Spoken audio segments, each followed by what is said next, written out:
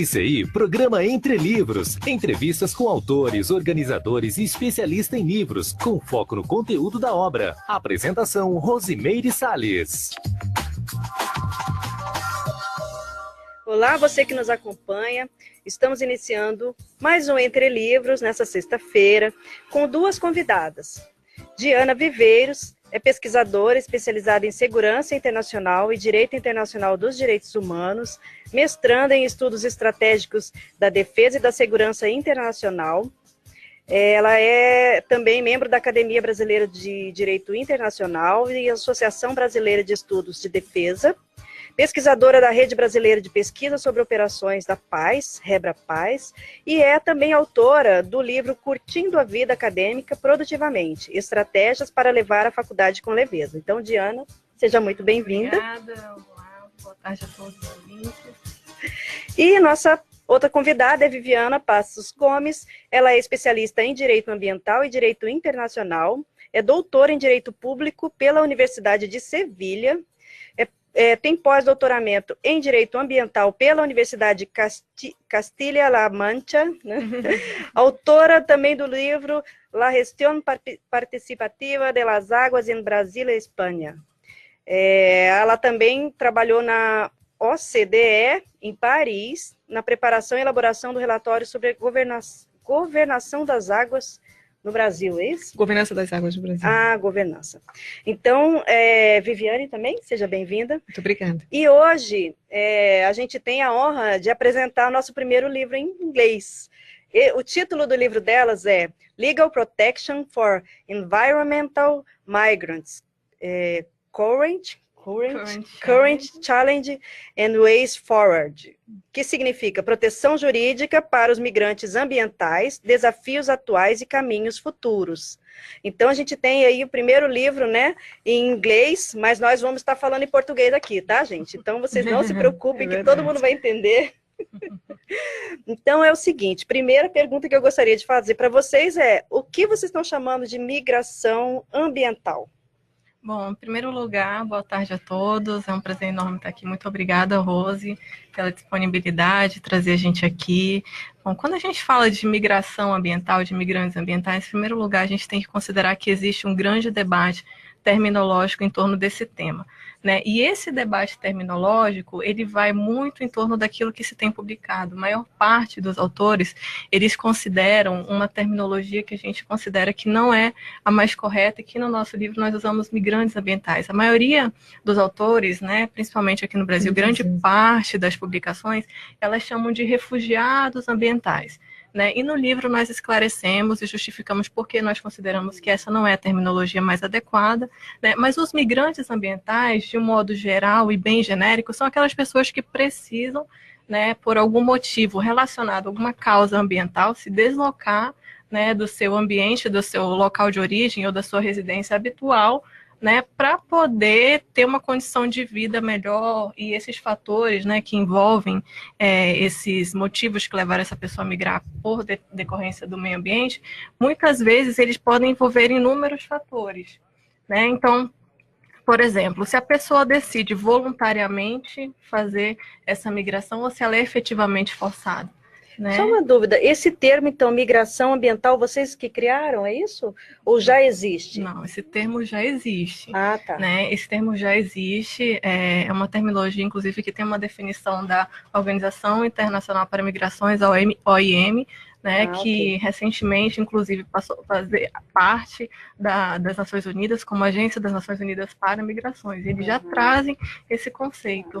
É porque, assim, para a gente que está de fora, para quem vê o termo, dá a impressão, assim, que vai migrar o ambiente, né, a migração do ambiente, mas então já é um termo que na área é conhecido, né? Isso, só para complementar um pouco, primeiro, boa tarde, pessoal, obrigada, Rose, pela oportunidade de estar aqui.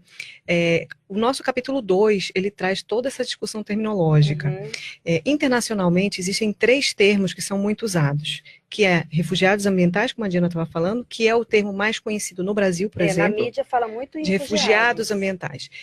Migrantes ambientais, que não é nem imigrantes, nem emigrantes, é migrantes ambientais, tá? Ou seja, porque a migração em si, todo o processo de migração, de ida e vinda, a questão dos deslocados ambientais. Só que aí existe toda uma diferenciação terminológica que é exatamente o que a gente consegue fazer no capítulo 2, desmistificar isso e justamente chegar à conclusão de por que nós preferimos usar o termo migração ambiental. Mas eles, no conceito geral, significam a mesma coisa? Não, aí a gente pode começar a explicar então. Isso. Vamos lá. Tá. Primeira coisa, com relação aos refugiados ambientais. Os refugiados, a terminação refugiados, ela foi criada pela Convenção de Geneva em 1951, tá? No contexto de pós-guerra, de Segunda Guerra Mundial. E foi criado para, vamos dizer assim, suprir a proteção legal dos refugiados europeus. Então, existia uma limitação geográfica, era só para os imigrantes europeus que vinham daquela guerra. Tá? E tinha, então, essa limitação geográfica. E tinha também uma limitação temporal, era só para o pessoal pós-1950, só com relação à Segunda Guerra. A partir de 1967, houve um protocolo que tirou esses dois limitantes, o temporal e o espacial. Tá? E aí passou, então, a ser refugiado toda e qualquer pessoa que vem de uma perseguição política, ou religiosa, ou de guerra, de um contexto de conflito. Então, o ambiental não significa só que é um desastre natural da natureza.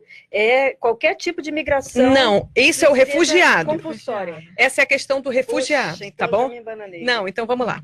Então, esse é o refugiado de guerra. Por isso mesmo que o migrante ambiental, refugiado, ele não pode ser considerado refugiado, porque ele não vem do contexto de guerra, tá? O imigrante, ele vem, aí se confunde muito, será que ele foi forçado ou ele foi voluntário? Ou será que ele foi forçado até um determinado tempo, ele ficou lá, aguentou o máximo que pôde, mas a situação se tornou tão inóspita que ele psicologicamente se viu forçado a sair. Então, essa distinção, justamente por isso, existe uma lei para contemplar o conflito de guerra, mas não existe a questão de guerra, a questão de conflito, de perseguição política, mas não existe uma lei justamente para proteger quem vem de catástrofes naturais, tá? Ou seja, de todos os desastres que podem ocorrer, tsunami, terremoto, furacão, tifão, tudo isso. Então, assim, além disso, ainda tem os de degradação lenta, que é o que a gente vê, seca, o aumento das inundações, as ilhas as ilhas do Pacífico que estão realmente desaparecendo pouco a pouco, e isso realmente é visível, e tem muitas ilhas ameaçadas, principalmente no Pacífico. Então, assim, para esse público não existe uma lei, e pela lei que existe dos refugiados de 1950, eles não se enquadram. E aí existe uma tentativa de utilizar um refugiado porque ele é mais apelativo, entende? Sim. Ele é mais assim, tá vindo, você tem que... Então, se utiliza o termo refugiado ambiental. Mas ele não é adequado em termos de lei. Em âmbito internacional. Então, nosso livro traz justamente essa perspectiva. Por que existe uma proteção para quem vem de conflitos e não existe uma proteção para quem vem de um contexto de catástrofe natural ou de uma degradação ambiental lenta? Isso foi a identificação do... Tipo, é o problema de vocês. É o problema principal. É a lacuna jurídica, é a falta de uma legislação que proteja, né, efetivamente essas pessoas. E existem várias questões, por exemplo, que giram em torno dessa terminologia, porque o termo migrantes ambientais, ele é um termo que é mais amplo em relação às outras terminologias que a gente viu, né, principalmente essa que leva em consideração os refugiados ambientais. Então, por exemplo, não importa se a pessoa veio de um desastre que foi ocasionado por uma causa natural ou por uma causa efetivamente humana, até porque na prática como é que você vai mensurar, como é que você tem como distinguir isso? Não importa se essa pessoa veio de uma degradação mais lenta, como é o caso das ilhas, né, que a Viviane acabou de falar, Kiribati, Tuvalu, por aí vai, principalmente as ilhas do Pacífico, ou se essa pessoa veio de uma questão de situação de desastre. Tá? Também não importa se essa migração ela é temporária ou se ela é permanente, se ele decidiu passar um tempo fora até a situação amenizar ou se ele resolveu que não, em determinado momento para mim aqui deu, né, e vou seguir adiante e começar a viver em outro lugar. Né? Outro critério também que a gente usa que é a questão, muito importante, do interno. A gente pode deixar para depois do intervalo? Podemos. Então a gente vai dar um tempinho, a gente retorna então depois dos comerciais. Voltamos a apresentar Programa Entre Livros. Apresentação Rosimeire Salles.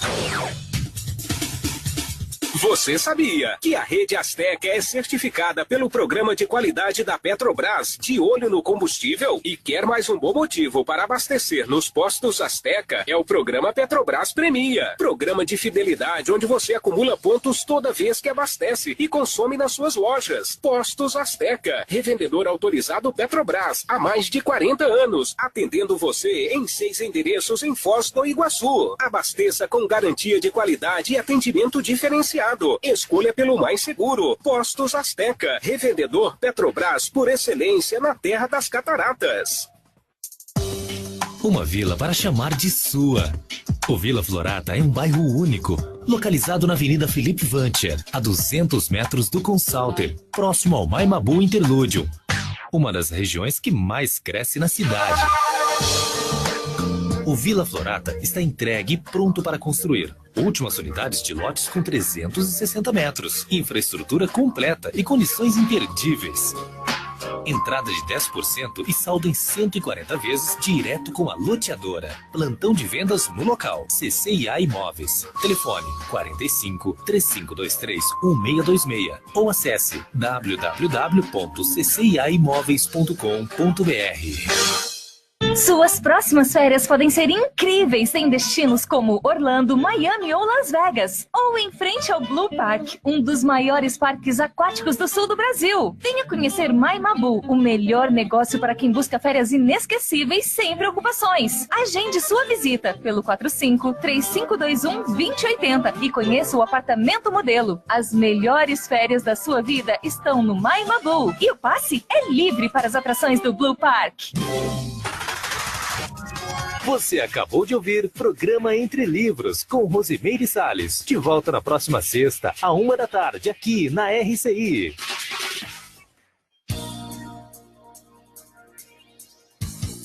Então, aqui conversando com a Viviane Passos Gomes e Diana Viveiros sobre migrantes ambientais.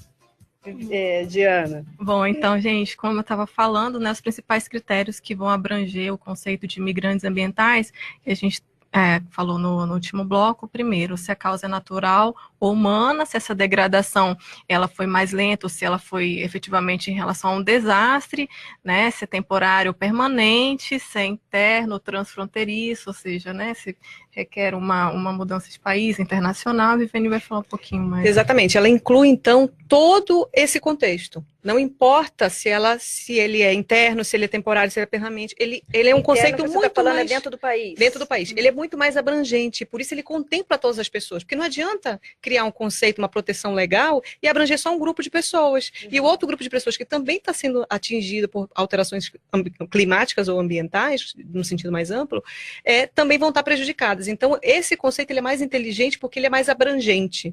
Tá? Então, eu queria trazer que, nesse sentido, eu estava falando para você que existem 3 conceitos. Então, a gente já eliminou os refugiados porque refugiados é para conflitos. Tá? A gente contou, então, que o conceito de migração ele é muito mais amplo.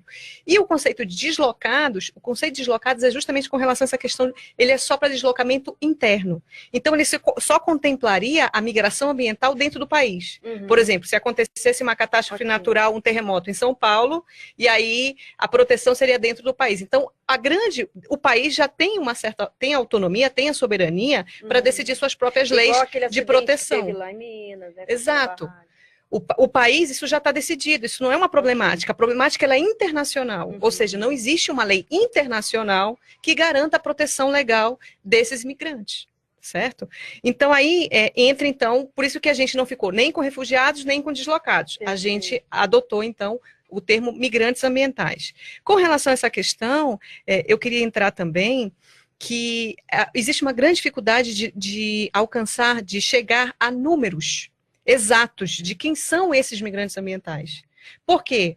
Porque não se sabe, não existe um controle correto com relação a isso. Até porque muitas vezes entra até ilegal, né? Exato, exato. Então existe um controle parcial feito pelos países, né? Por isso, o número que a gente tem hoje já é um número extremamente alarmante, tá?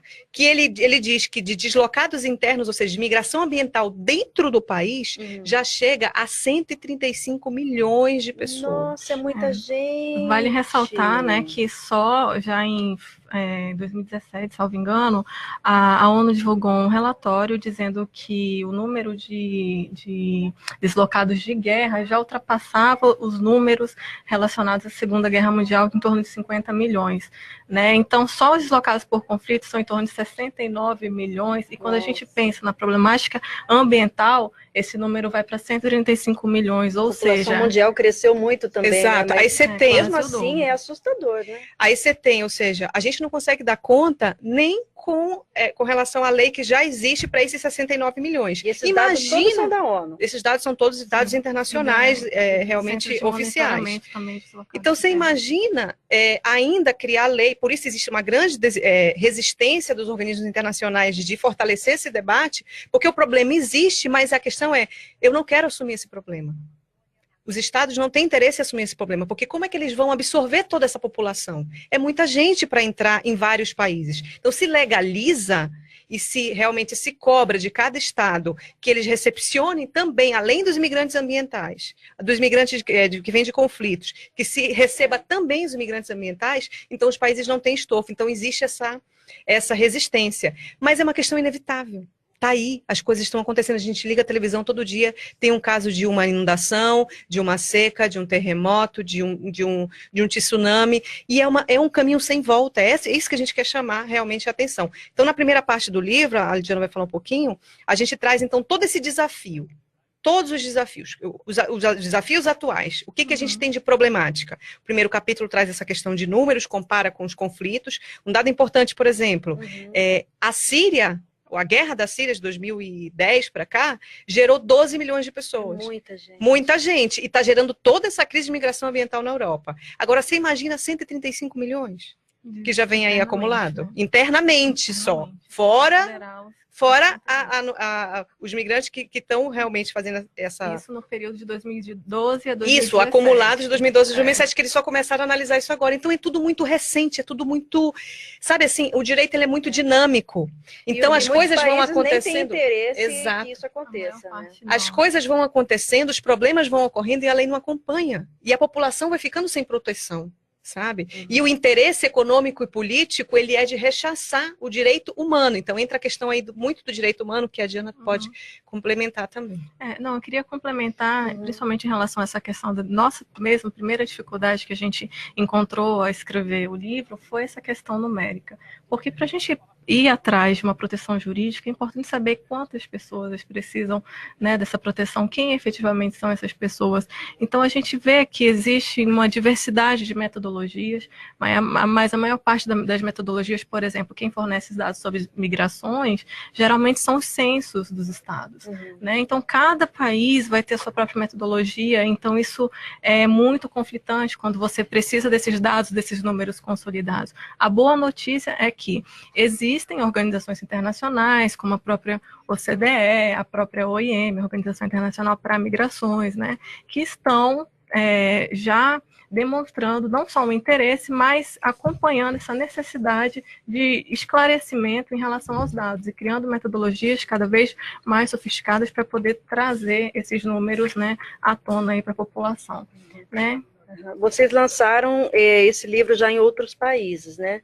Qual foi a repercussão disso? Assim, como que vocês sentiram que esse assunto repercutiu nesses países? Olha, na verdade, o tema já vem sendo debatido no meio acadêmico em vários países, em todos os países, inclusive aqui no Brasil, aqui em Foz, porque se a gente parar para pensar, os haitianos são refugiados ambientais, como eles são chamados aqui, eles são refugiados, vieram de um terremoto. Sim. Tá? Então, a problemática dos haitianos no Brasil, da migração dos haitianos, é em função desse, por isso que se utiliza muito mais agora, veio à tona essa questão dos refugiados ambientais no Brasil.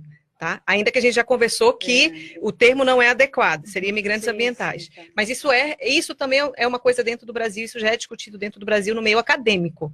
Mas em termos realmente de lei, o que a gente vê no Brasil, por exemplo, foi só uma questão de vamos dizer, regularização da ajuda humanitária. Não existe uma proteção efetiva para esse grupo. Existe assim, ele receberia essa ajuda porque ele é um imigrante com uma necessidade de proteção de seus direitos humanos. Não é porque ele é imigrante ambiental. Não é uma questão específica, entende? Entendi. Então foi feita uma lei de imigração, já essa ajuda foi criada para os haitianos em 2012, e a lei veio o ano passado, o ano retrasado, porque agora a gente já está em 2019, foi em novembro de 2017, não foi isso? A lei de imigração, nova lei de imigração do Brasil, e regularizou essa ajuda humanitária. Mas ainda é necessário, mas não é suficiente. A gente precisa de uma legislação específica. Na época da Guerra do Líbano, aqui em Foz, também teve uma repercussão grande, né? Porque aqui tem uma comunidade árabe grande, libaneses também, né? Então a gente sentiu isso, mas aí não é. Não entra, ele entra como refugiado. Ele já está com a proteção internacional. Eu pensei na Venezuela também. A Venezuela também é perseguição política. Perfeito, tá? Okay. Mas fala aí como é que foi nos outros países. Então, e aí você vê também essa discussão na Europa, ela é muito, vamos dizer assim, inflamada. Né?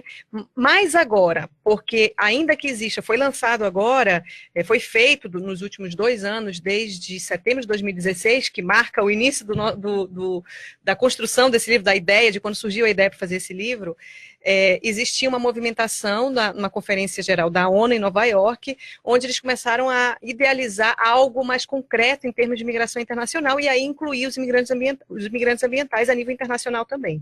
E aí fizeram um longo processo, então, de discussões, de agendas e deliberações e tudo mais, que culminou em dezembro agora, bem no dia do lançamento do nosso livro. Foi tudo muito sincrônico, muito legal. Na semana de lançamento, a gente estava com 70 anos da Declaração Universal dos Direitos Humanos, e acontecendo vamos dizer assim, a concretização do Pacto Global de Imigração, onde inclui também algumas metas, tá? Poxa, com relação à migração ambiental. Agora sim, qual é a questão aí? A questão é que ainda são cartas de intenções, é soft law, que a gente chama dentro do direito internacional. Não é uma coisa assim exatamente efetiva. Então a gente tem que esperar para ver na prática qual é o resultado disso, tá? Então é o que eu estou dizendo, assim, o que a gente nota é que o tema existe, não dá mais para virar de costa para o tema. Dentro do meio acadêmico ele é bastante discutido, tá? As pessoas têm consciência, mas existe aí uma briga política, um desinteresse político, porque eles, principalmente na Europa, porque eles não estão atendendo nem a migração. A distância da academia para os órgãos governamentais, para os governos. E ainda que a nível internacional a coisa já esteja se concretizando, a questão é ver isso plasmado realmente na prática, né? Isso acontecer dentro, os estados começarem a receber e começarem a ter metas e ações efetivas para incluir, fazer a integração desses migrantes ambientais. E a questão do interesse político é realmente fundamental em todo esse processo, né? A gente vê, por exemplo, nosso presidente já anunciou que não tem interesse em fazer parte do Pacto Global de Migração. O Brasil fez parte de todo esse processo dos últimos 2 anos, participou de todas as reuniões, e aí no dia do Pacto Global o Brasil estava lá, praticamente assinou e se comprometeu, e no mesmo dia um novo ministro, que ia ser empossado agora, declarou que isso é uma questão de soberania nacional e que ele não vai deixar as normas internacionais influir. Quer dizer, aí a gente se pergunta, sendo bem prático, tá? É até meio irônico, e se acontecer com o Brasil? Quer dizer, o Brasil não dá mão para outros migrantes ambientais vindo de outro país, e que na hora que acontecer no Brasil, quem vai dar mão para a gente? Se a gente não deu... Existe, porque dentro do direito internacional é questão de reciprocidade. Entende? Então, assim, o Brasil está, vamos dizer assim, se colocando em risco. É essa a nossa avaliação dessa situação. Agora, vocês colocam aqui também sobre as consequências futuras. Vocês pensam, então, que seria... inevitável que no futuro isso vá acontecer, de haver uma regulamentação internacional, ou isso é uma utopia? A gente tem esperança, a verdade é que a gente tem muita esperança, né? Porque eu estou dizendo, mas a realidade é que assim, as coisas só começam a acontecer quando efetivamente, em termos de lei, quando o problema já está instalado. Né?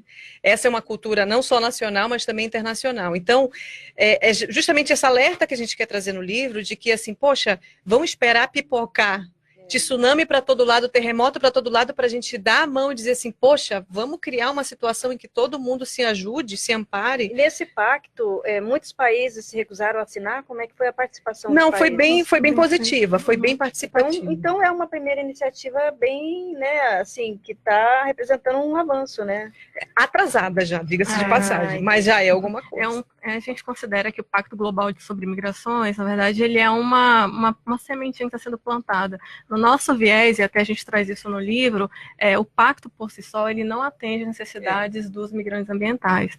Tá? É um pacto geral sobre migrações, então ele vai trazer porque na verdade ele também nem ele é formado por, só me engano, 23 objetivos. Né? E em um desses objetivos ele vai ter ali um aspecto que vai tangenciar essa proteção. Mas como a Viviane falou, esse é um pacto que ele não é vinculante para os estados, né? Então ele não tem esse caráter de obrigatoriedade, ele é uma diretriz, né? Então ele traz muito essa questão da proteção, né, principalmente dos direitos humanos, que está expressa no pacto, mas existe no nosso viés, na nossa perspectiva, é uma sementinha que está sendo plantada. E aí é por isso que a gente traz no capítulo 6 qual é a nossa sugestão de solução, né? Caminhos a seguir. O que a gente acha que seria caminhos a seguir? Primeiro, a gente trabalha com 5 censos, que eu vou deixar essa parte para a Diana, porque ela é especialista. Mas eu quero também falar para vocês que, além de criar essa sensibilidade com relação ao tema, que a gente traz nesses 5 censos, que aí mistura toda uma visão política e filosófica e jurídica nesse nosso aporte final, nessa sugestão do que a gente imagina realmente de resolução. Além disso, a gente traz alguns aspectos mais concretos, de metas efetivas. E nesse viés a gente trabalha então com 4 pontos. A gente trabalha com a questão financeira, porque sem dinheiro a gente não faz nada, precisa ter o aporte financeiro. A gente trabalha com a questão da segurança internacional, porque muita da desculpa dos países é mais gente, mais insegurança internacional. E nem sempre. A gente precisa analisar os benefícios da imigração também. A gente traz a questão da integração, ou seja, a gente precisa ter metas e meios de realmente recepcionar esses imigrantes, e a gente traz um caráter muito importante também, que é a informação. A questão dos dados, que é justamente... Dos dados, que é justamente a falta de interesse até político de realmente buscar não só os dados concretos, mas como realmente divulgar meios e fomentar a pesquisa e fomentar a expansão do tema dentro da política. E essa questão financeira é muito séria, né? Porque se a gente for pensar, como é que vai ser? Como é que é distribuído isso? De onde que sai esse dinheiro? Para os países, isso aí é uma coisa que deve pesar muito, né? Esse é o principal problema. Mas aí, assim, você tem que entrar também, pensar... Outro dia um garoto lá em Sevilha me fez uma pergunta muito, muito engraçada. Ele disse assim, poxa, eu estou recebendo tanto imigrante, quer dizer, eu vou ter que dar a minha comida que eu estou comendo para aquele imigrante, eu vou deixar de comer o que eu tenho, ter o conforto que eu tenho para oferecer para aquele imigrante? Né? E aí você fica nessa questão assim, meu país já está estabilizado, já está... Que bom que o seu país... A minha resposta para ele foi, que bom que o seu país é estabilizado. Aí eu dei um exemplo assim para ele, eu falei, olha, você come 3 sanduíches por dia, vamos falar em 3 sanduíches por dia. A meta não é que você deixe de comer os seus 3 sanduíches, mas que o seu país tenha uma organização em que ele possa prover 3 sanduíches também para aquele imigrante, porque aquele imigrante também é uma força de trabalho. Aquele imigrante também está ali querendo melhorar a vida dele. Claro que no início é todo um processo, existe um custo disso inicial. Mas, gente, o nosso país é exemplo disso. Nós somos um país que recebemos italianos vindos justamente dos verdadeiros refugiados de guerra. Sim. Italianos, alemães. E o que aconteceu no sul do país? A área do Brasil mais desenvolvida. É a região do Brasil mais desenvolvida. Então, assim, falta essa perspectiva de que a migração, ela não é um crime. A migração, ela não é um problema. A migração traz benefícios, sim. O que precisa é de boas políticas. E organização interna também, né? O país tem que estar preparado para isso, porque se não é essa organização, para você ter que manter, para você ter que lidar com uma realidade de uma cultura, de tudo diferente, né? Sim. É um desafio, né? Até mesmo para a questão da integração, que é um dos pilares que a gente aborda, é um grande desafio. Como que você vai integrar essas pessoas que estão chegando? Pois é. Né? Qual é a abordagem? Da cultura que eles trazem. Culturas, como que vai integrar? Quer dizer, então, que eu vou ter que abrir mão da minha cultura para deixar a cultura do outro se expressar? E se for muito divergente, como é que eu vou acolher? Como é que eu vou... Sabe? Por isso que a gente trabalha nessa abordagem é uma abordagem que a gente traz de 5 sensos, né? A gente chama de 5 sense approach, né? E dentro desses 5 sensos que a gente trabalha, que na verdade é o que está essa abordagem que a gente trouxe, é a caracterização da Viviane, é a caracterização da Diana, é muito do que a gente que está exposto nessa parte mais filosófica do livro. Então a gente trabalha muito com essa questão da empatia, né? E aí, assim, trazendo um pouquinho para o âmbito individual, a empatia de quem está recebendo, de quem está acolhendo, entender a situação do outro, mas também daquele outro que está chegando,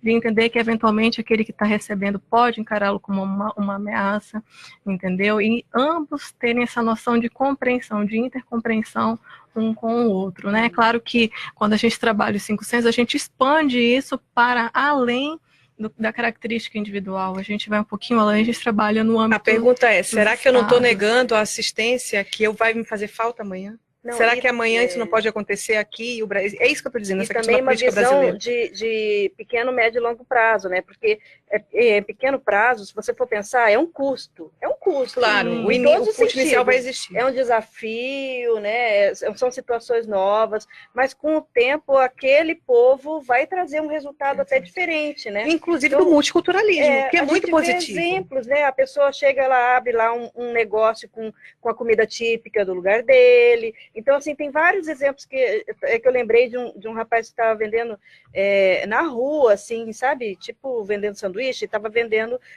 coisas, assim, típicas da região. E, então, quer dizer, várias iniciativas, mas aquela pessoa, ela vai ser produtiva no futuro, né? Então, essa visão de médio e longo prazo é que, às vezes, não tem, né? Então, você vê no imediatismo só a dificuldade, você não vê o resultado depois, né, daquele acolhimento que foi gerado. Né? A gente, então, vai chamar os nossos amigos patrocinadores e nós voltamos daqui a pouquinho. Programa Entre Livros. Apresentação Rosimeire Salles. O verão já chegou. Cadeiras de praia e guarda-sol, Casa Vitória. Churrasqueiras e espetos, caixas térmicas, Casa Vitória. Tendas e barracas, Casa Vitória. Coletes salva-vidas, também na Casa Vitória. E mais, uma infinidade de produtos para a sua casa. Casa Vitória, onde você economiza tempo e dinheiro. Na Vila Fortes, Fagundes Varela, 481. Fone 3028-9939. Casa Vitória. Quem conhece, confia. Casa Vitória. Computadores Apple, sinônimo de sofisticação e qualidade. Em Foz, você conta com uma assistência técnica especializada da Hardset para seu iMac, MacBook e Mac Pro. Limpeza, upgrade e atualização de seu Mac. Confie na Hardset. Na República Argentina 3855, ao lado da Fraida. Hardset. A Bioetos Centro Médico prima pela excelência no atendimento multidisciplinar em diversas especialidades. A clínica disponibiliza vários exames e procedimentos em consultórios equipados com a mais moderna tecnologia, processos informatizados, acessibilidade e localização privilegiada no centro de Foz do Iguaçu. Ligue 3028-1282 ou pelo WhatsApp 45 99948 0137. Bioetos, especializados em você. Não compre impressoras. Nunca foi tão fácil imprimir em casa. Conheça planos especiais para pessoa física da Compo Clinic. Fornecemos as melhores impressoras e multifuncionais do mercado para você fazer as suas impressões, digitalizações e cópias na comodidade do seu lar. Nós cuidamos de tudo: instalação, configuração, manutenção e reposição de cartuchos. Não perca mais tempo. Economize e agende ainda hoje uma visita. Compo Clinic. A boa impressão é a que fica. 3028-0009. Voltamos a apresentar Programa Entre Livros. Apresentação Rosimeire Salles. De volta aqui, então, falando sobre migração ambiental. Você nos acompanha pela rádio, mas também pelo Facebook, pelo YouTube. E a gente estava falando dessa questão filosófica que envolve a migração, né? Vamos continuar nessa linha? Então vamos lá, só para explicar para vocês que esse tema a gente trouxe dentro de uma perspectiva do direito, inclusive a gente apresentou tanto em Sevilha, como em Lisboa, como lá em Coimbra, né, nas faculdades de direito. Mas é claro, existe dentro do direito também, existe a filosofia do direito. Então, lá em Sevilha a gente apresentou no 10º Congresso Encuentro Internacional Hispano-Brasileño, de hecho. Sim, Encuentro Hispano-Brasileño de Direito Romano e Filosofia de Direito, que eu, na verdade, eu já sou de Sevilha, queria dizer.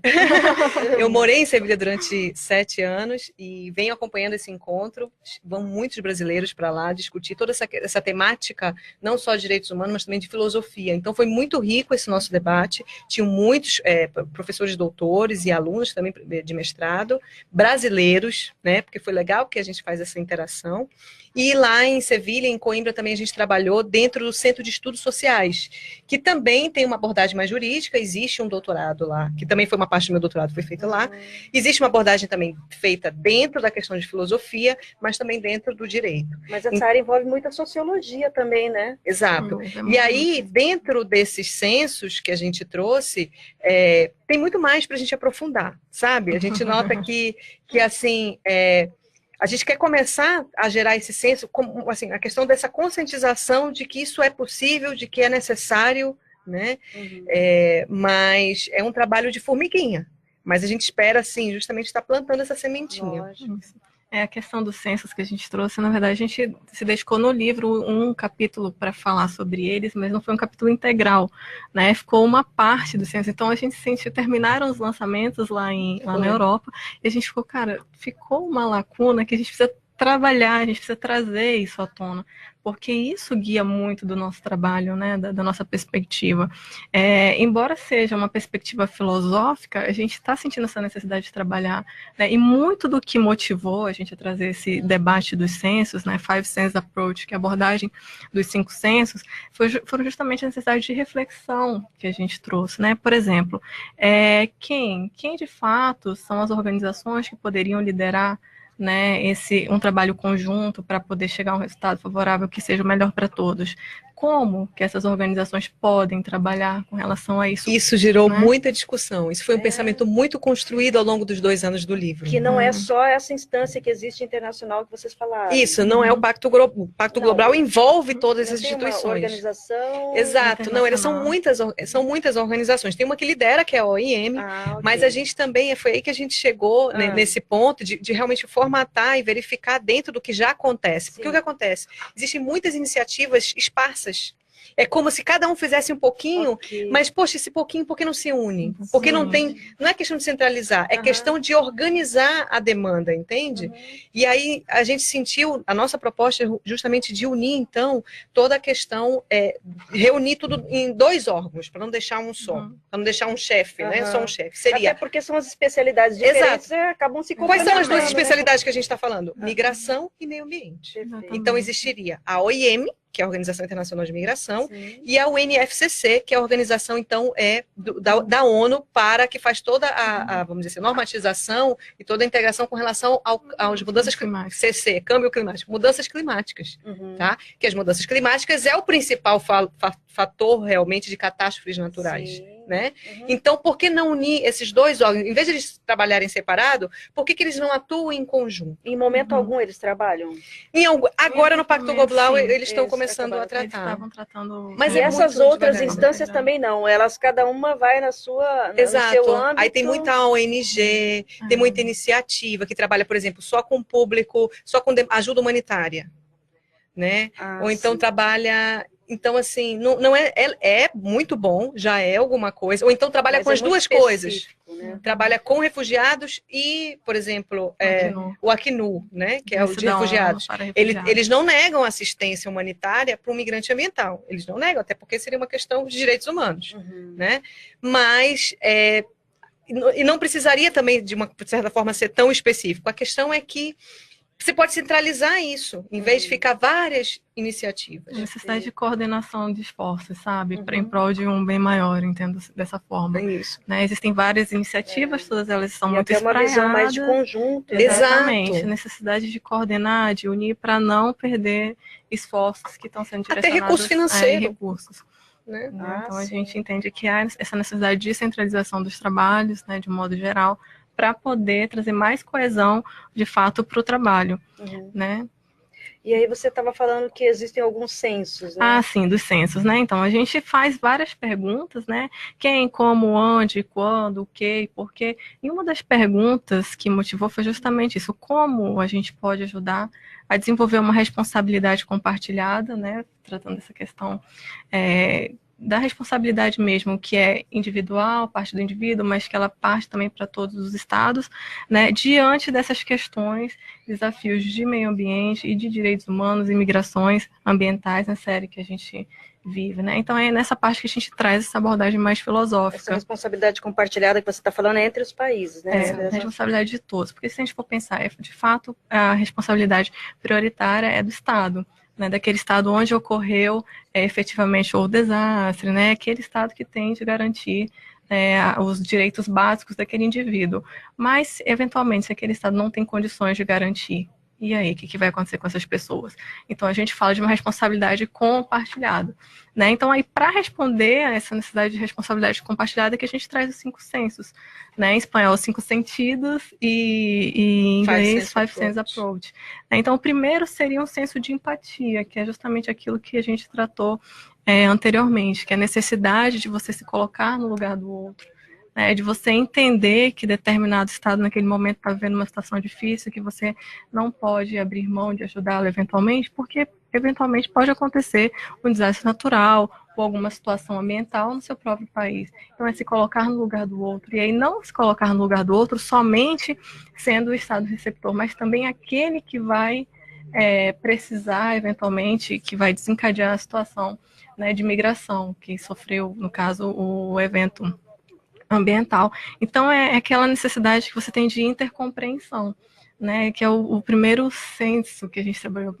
Tem questão humanitária também, né, Aí a gente trabalha são 5 sensos, né? Então tem um outro senso, que é o senso de consciência. E quando a gente fala desse senso de consciência, a gente traz aquela necessidade de você, eventualmente, pelo menos considerar a hipótese, né, de que sim, por exemplo, essa discussão que existe, né, das mudanças climáticas, muitos argumentam que isso é uma falácia em relação à ciência, né, que de fato as mudanças climáticas não estão efetivamente sendo responsáveis por todos esses desastres ambientais. Já tem muitos pesquisadores que falam, olha, não é bem assim, mas as lideranças políticas trazem uma outra perspectiva, um outro olhar, negam pra caramba isso, né? Então a gente traz justamente essa necessidade de você se conscientizar diante do problema. Existe aquela questão do princípio da prevenção, né? E o princípio da precaução. Ou seja, a precaução ela vai mais adiante porque ela não exige que haja uma comprovação científica para que você comece a agir. Tá? A prevenção, no caso, é você proteger os recursos naturais e tudo mais. Mas a precaução, ela não exige essa comprovação científica. Então, assim, na dúvida, se existe ou não mudanças climáticas, a gente vai atuar para evitar que algo piore com relação a isso. Não, mas, gente, porque é evidente. Os fatos estão aí. Claro, a gente vê realmente que essa questão da academia também é muito polêmica, porque existe pesquisa para o que você quiser. Né? Existe pesquisa para dizer que sim, existe pesquisa para dizer que não. E isso vai muito de acordo com o interesse, muitas vezes, político e econômico de determinada relação. Mas a gente vê no noticiário. Claro, mas existe pesquisador que está caindo, está incendiando um estado inteiro da Califórnia, como aconteceu agora, em função de ventos, em função de uma seca, em função de tudo isso, e todos os especialistas dizendo, olha, isso foi em função das mudanças climáticas, e o presidente vai lá e diz que não, isso não foi em função das mudanças climáticas, porque ele acha que não, ele arranja um pesquisador lá que diz que não é. Então a gente traz essa necessidade de você pelo menos considerar a hipótese de que isso, de fato, pode eventualmente ocorrer e que você tem responsabilidade com relação a isso. Por mais que você não precisa acreditar cegamente, existem evidências, existem cientistas que estão falando a respeito, mas se pelo menos eu considerar a hipótese e atuar com base na prevenção, na precaução, para gerar um resultado positivo para todos, né?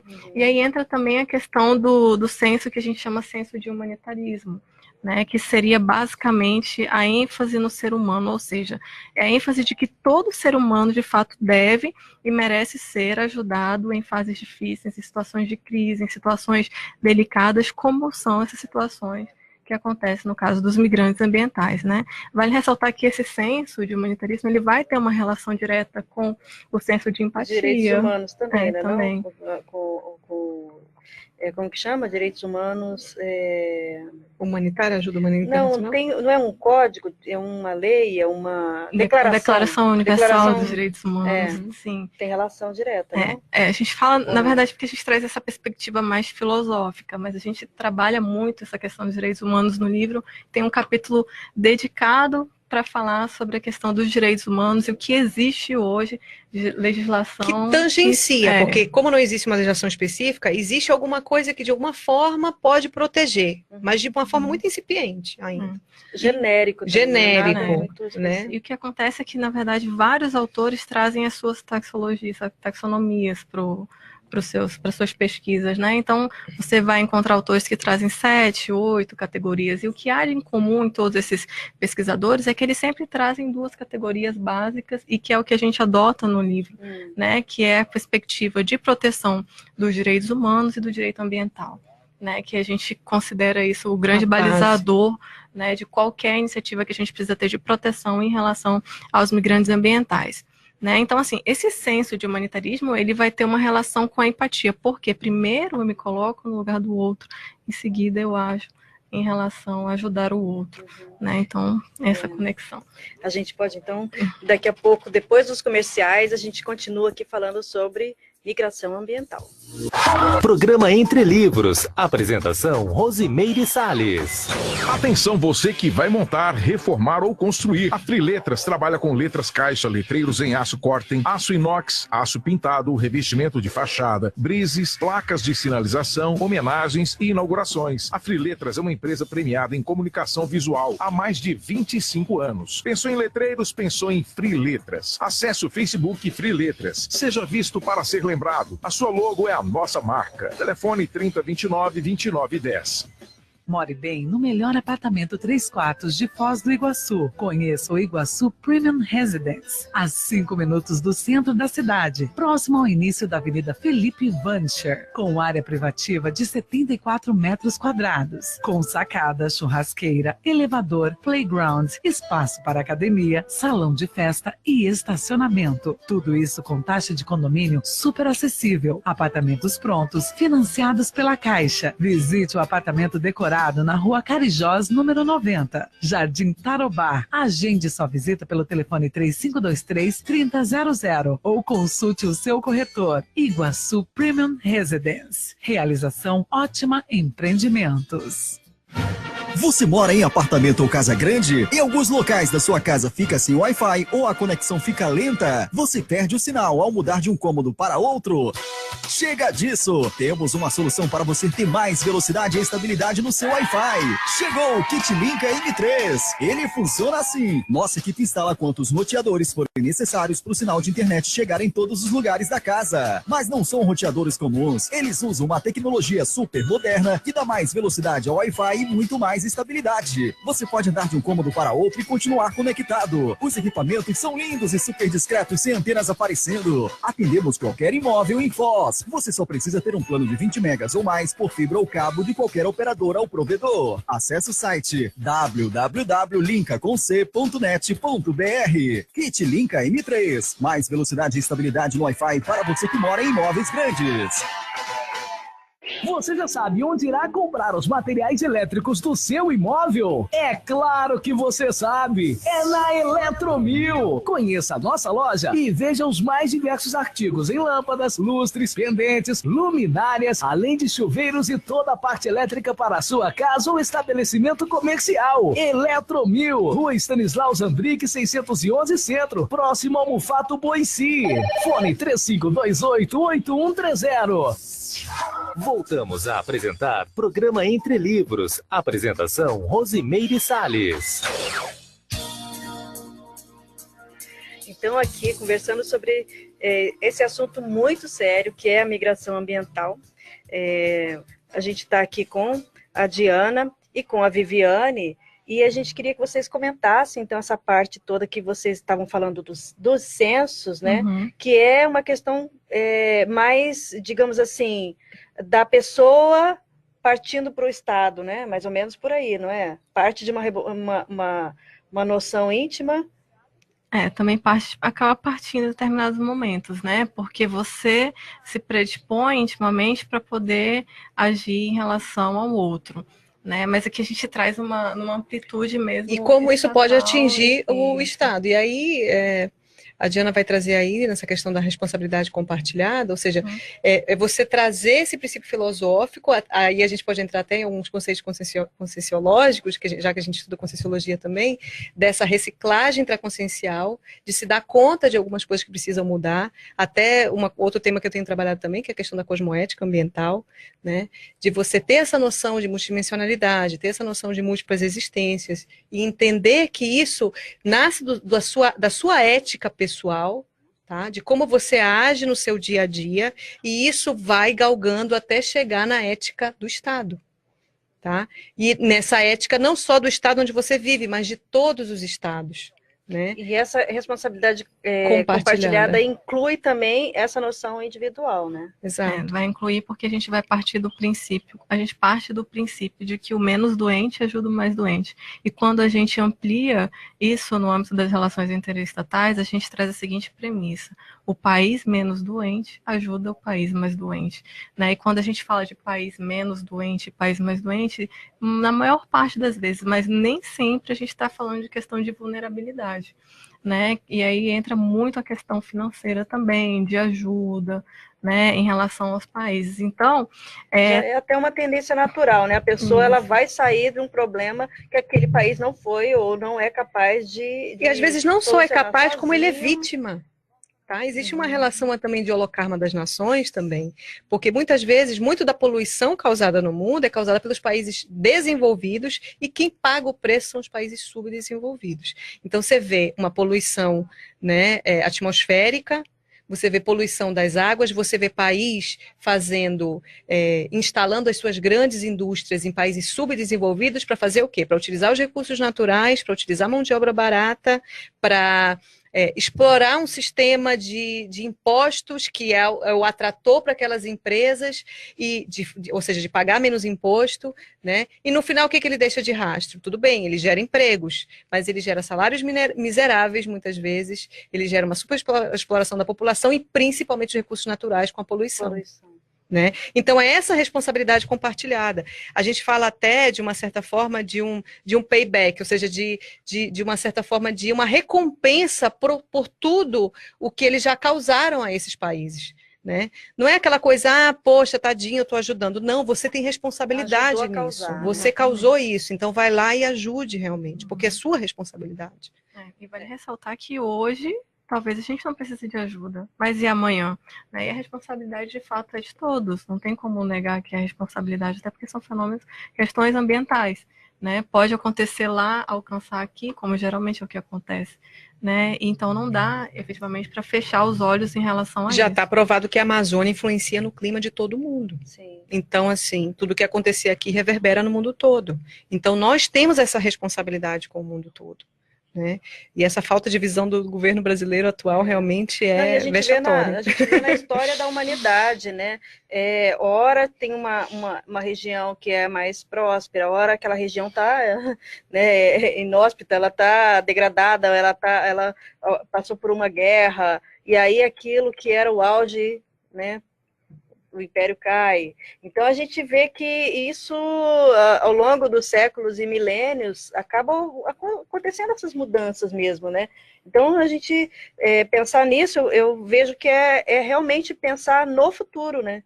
porque a gente já está tentando fazer essa conscientização, já pensar assuntos do meio ambiente e tudo mais, e preservação da natureza, com vistas ao futuro mesmo. Ô, Rose, eu acho que não é nem uma questão de futuro, né? é o aqui e agora, sabe? Já começou, a coisa está aí, por exemplo, existem ilhas no Pacífico, onde as pessoas estão buscando, já porque já realmente já subiu muito o nível dos mares, tá? E as pessoas estão buscando, então, migrar para Nova Zelândia, e existem decisões de tribunais da Nova Zelândia, e que eles recebem no máximo 1.000 pessoas por ano. E se são 1 milhão de pessoas, por exemplo, entende? Quem vai suprir isso se os países mais próximos, mais desenvolvidos, não querem aceitar essa população? Ainda existe toda uma questão psicológica também, isso aí também queria abordar. Porque essas pessoas, por exemplo, que elas vão perder o seu país, elas perdem a identidade, elas perdem a cultura, elas perdem o senso, e muita gente, assim, existe até uma questão psicossocial aí, que alguns estão sabendo o que vai acontecer, está lá sendo invadido dia a dia, tá, o seu meio ambiente está ficando inóspito dia a dia, cada vez mais seco, cada vez mais quente, ou o mar está realmente avançando cada vez mais, e as pessoas resistem, elas não querem sair porque elas têm apego àquela terra.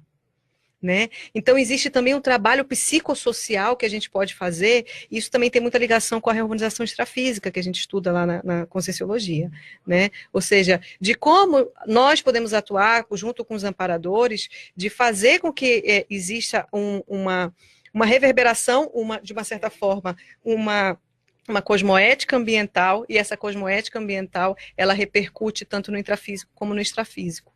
Né? Você falou, e eu lembrei que a gente está revisando lá na Epígrafe um livro sobre um trabalho que foi feito aqui em Foz do Iguaçu, na região do Rio Boici, que já foi totalmente também degradado, né? Muita poluição, ocupação indevida, e a própria população, sabendo que ela não pode sair dali, ela olha, já mora ali há quanto tempo, tem um senso de ambientação, de pertencimento àquele local, que a própria pessoa sabendo que... E aí entra a questão da adaptabilidade psicossocial, de um trabalho de ser feito e dizer, olha, é melhor, não tem alternativa, você realmente migrar é um direito, migrar é a única solução, e você precisa trabalhar o seu intraconsciencial, trabalhar seus trafores e buscar ser uma pessoa mais adaptável, e se adaptar a um outro país, e migrar para um outro país, e vencer, buscar novos desafios, novos empregos, vivenciar novas culturas, porque as pessoas também são muito arraigadas aos seus tradicionalismos, né?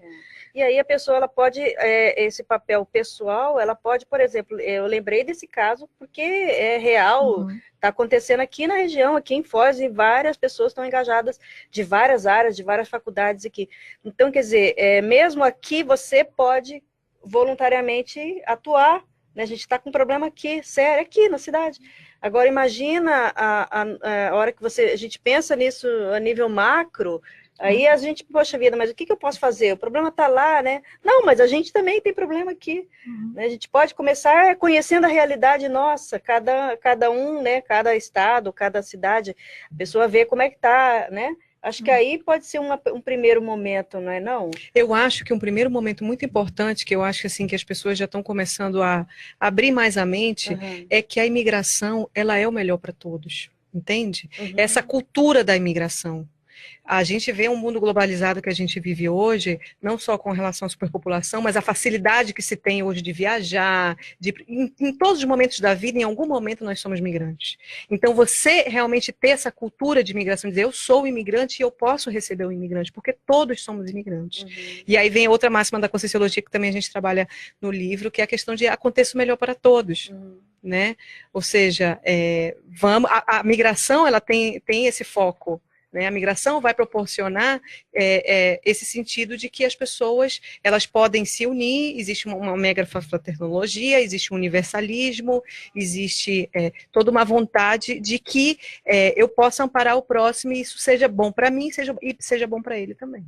Até a própria troca energética, né, entre as nações, entre as pessoas, e que esse movimento migratório vai gerar também uma coisa extremamente uma série de benefícios.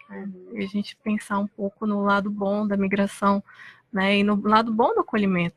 Tem um lado bom. Nós brasileiros somos muito acolhedores, né? Quando a gente recebe pessoas de fora, geralmente esse lado acolhedor ele vem também muito à tona. Não é regra, né? Já vivemos aqui a questão da Venezuela, algumas situações mais delicadas que aconteceram, mas de um modo geral nós temos esse traço, né? Então, se temos esse traço, podemos aproveitá-lo, né? De uma forma mais espontânea, de ajudar. Claro, com estrutura financeira, com estrutura política, com políticas de integração. Não adianta eu abrir as fronteiras, recepcionar um monte de gente e não ter emprego para essas pessoas, não ter um serviço psicossocial para integrar essas pessoas, né? Não buscar formas de que essas pessoas gerem renda, inclusive para o país. Então, necessita que o Estado se dê conta que isso é um caminho sem volta, que há maneiras de atuar e realmente fazer a coisa acontecer. Muitíssimo obrigada às duas. Hoje foi um programa muito sério. Eu penso que é uma responsabilidade, né, muito séria, que os governos, uma hora ou outra, vão ter que pensar, vão ter que agir, né? Vão ter que solucionar em algum momento, não é isso? Então, a gente agradece muito a participação de vocês, né? E a gente conta com a presença de vocês, com a participação no próximo Entre Livros, sexta-feira que vem. Obrigada a todos. Obrigada.